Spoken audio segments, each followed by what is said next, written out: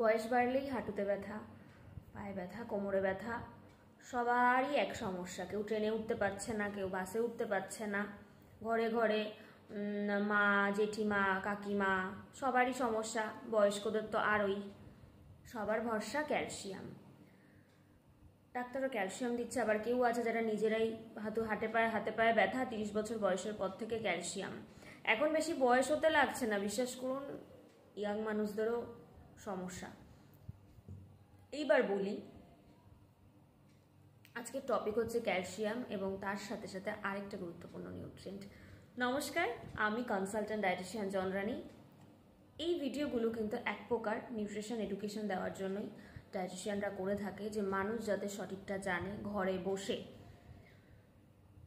এইবার প্রশ্ন হচ্ছে, স্কেলিটাল সিস্টেমের জন্য ক্যালসিয়াম একটা ইম্পর্ট্যান্ট নিউট্রিয়েন্ট, একটা ইম্পর্ট্যান্ট রোল প্লে করছে। ক্যালসিয়ামের সাথে কিন্তু আরেকটা নিউট্রিয়েন্ট খুব জরুরি, যেটা ছাড়া কিন্তু আমাদের ক্যালসিয়াম কাজ করবে না, বা আমাদের স্কেলিটাল সিস্টেমের যে সিস্টেমটা সেটা ঠিক থাকবে না, সেটা হচ্ছে ম্যাগনেসিয়াম।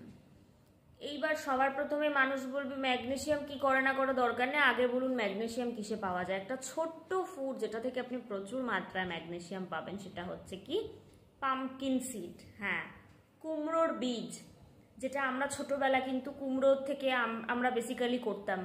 যা কুমড়োর বীজের, বাড়িতে কুমড়ো আসলে সেটা থেকে আলাদা করেও করতে পারেন, বা যাদের পসিবল তারা পাম্পকিন সিড কিন্তু কিনেও খেতে পারেন। পাম্পকিন সিড থেকে আপনি অনেকটা মাত্রায় কিন্তু ম্যাগনেসিয়াম পাবেন। এবং আরেকটা জিনিস বলি, সেটা হচ্ছে নিউরো মাস্কুলার ডিসফাংশন। এরকম একটা সমস্যা বা রোগও কিন্তু মানুষের শরীরে হয়।